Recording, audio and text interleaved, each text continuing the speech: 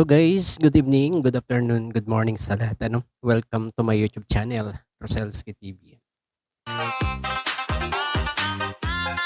At nandito po tayo para magreaksyon sa isang BTS po.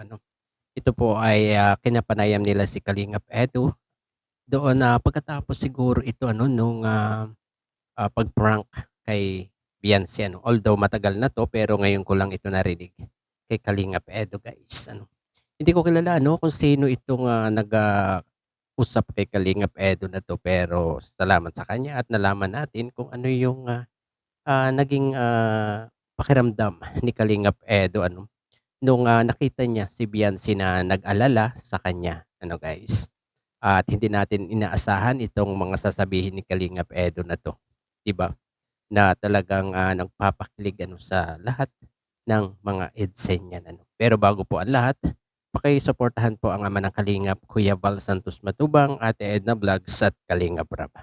At ito na po, panoorin na po natin kung ano yung naging pahayag ni Kalingap Edu dito sa pagpa-prank kay Beyonce doon sa naramdaman Ito po, panoorin po natin guys.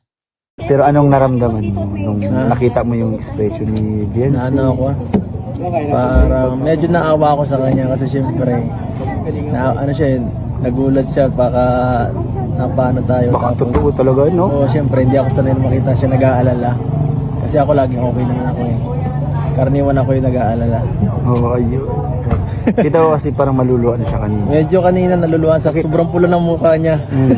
Pulang pula niya. Tapos nung nakita yun sa braso, First time na makita siya nagaganon. Kasi lagi lang siyang compose kapag laging kulang, ganon, walang emosyon.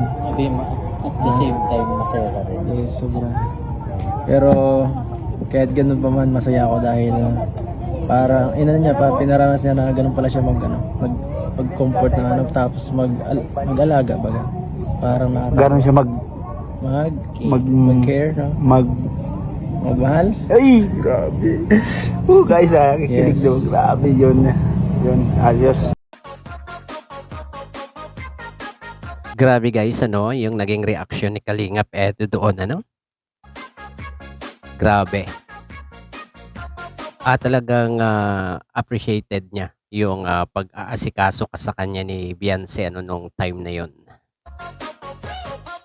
At hindi rin niya akalain na ganun talaga mag-alaga pala ang isang Lady Beyonce natin. 'Di ba? Ang sanay daw siya talagang siya lang yung nag-aalala Pero dito sa na pagpa-prank na ito ay talagang kitang-kita niya na nag-alaala itong si Baby Beyonce. Although naawa si Kalingap Edu pero masaya siya sa nakita niya na reaksyon ng ating Lady Beyonce sa pag-aasikaso sa kanya, guys. Ibig sabihin lang niyan guys talagang magaling mag-alaga itong ating Lady Beyonce.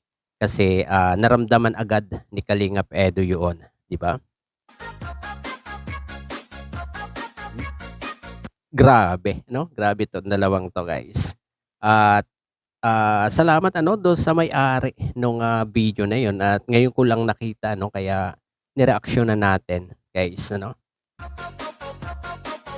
At alam nyo naman na pagdating dito sa EDSA at pag may kakaiba tayong nalaman ay talagang tayo'y maggagawa ng reaksyon dito, Sa Gyno.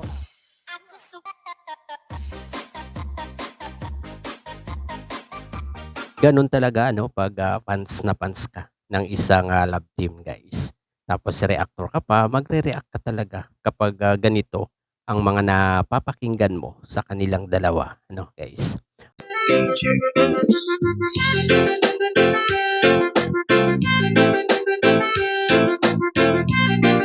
At eto pa guys, ito ay yung sa live naman ni Kalingap Edu guys, Ito yung nangyayari sa Velvet Box, talagang proud na proud itong si Kalingap Edu kay Beyonce, di ba?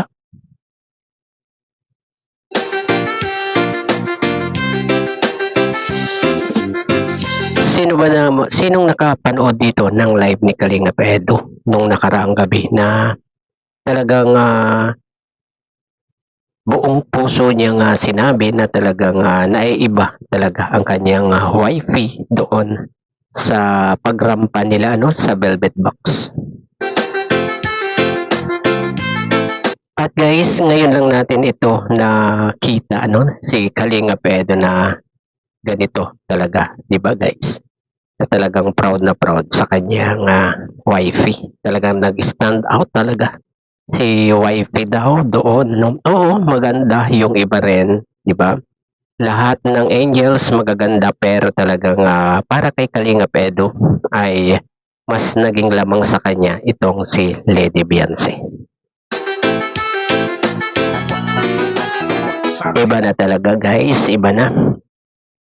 At ito po ano, panoorin po natin ito at pakinggan natin ang sabi ni Kalingap Edu. Ito po. Yes, ang gaganda ng lahat, no? Ang gaganda ng lahat. Pero syempre, ibang-iba pa rin sa atin si ano. Ang ating nag-iisang YP guys. Stand out siya para sa akin. Sa lahat dun. Pero mukhang ano naman halatang halata naman Maganda talaga. Pansin na pansin naman. So, ayun guys, congrats. Oo, no question yan. Halatang halata naman Maganda kasi bihisan si Beyonce kasi magandang ano niya, tindig at saka ang height. Magandang tindig at saka height niya. So, pang modeling talaga, pang pageant, pwede. So, congrats. Yan, siyempre, sa lahat din. Magaganda rin yung kasama nating ibang angels yan. At ayun guys, ano yung naging pahayag ni Kalingap Edu doon ano, sa nangyaring rampahan nila doon sa launching ng Velvet Box Watch ano.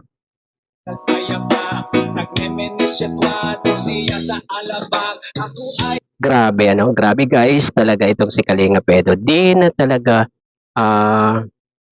mapigilan ang sarili ano sa paghanga dito sa kanyang wifi.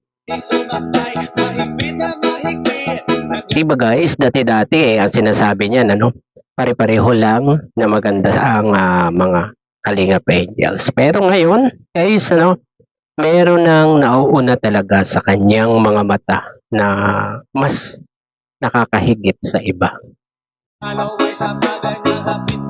Diba? Nakapagsabi pa siya na doon na kitang-kita naman. Diba? Kitang-kita.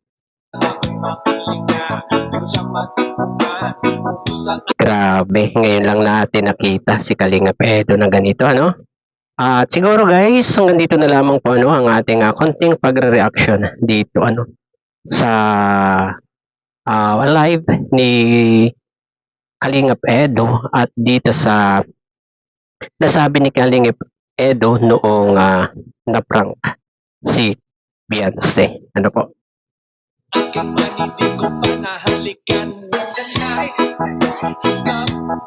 Hanggang dito na lamang po. Bye-bye. God bless po sa lahat. Peace.